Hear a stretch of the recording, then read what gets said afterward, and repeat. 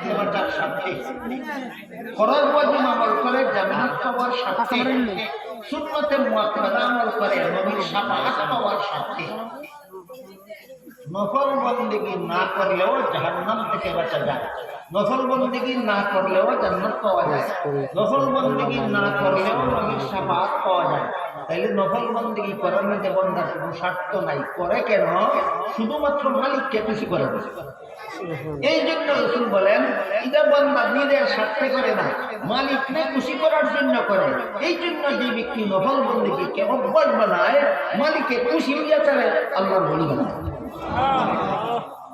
এরপরে আল্লাহ রাসূল বলেন এইভাবে যারা আল্লাহর ওলি হয় এদের মুখ আল্লাহর মুখ হইয়া যায়, এদের হাত আল্লাহর হাত হইয়া যায়, এদের পা আল্লাহর পা হইয়া যায়। ওলি যখন চিনলাম এই 5 কাজের দ্বারা মুমিন বান্দা আল্লাহর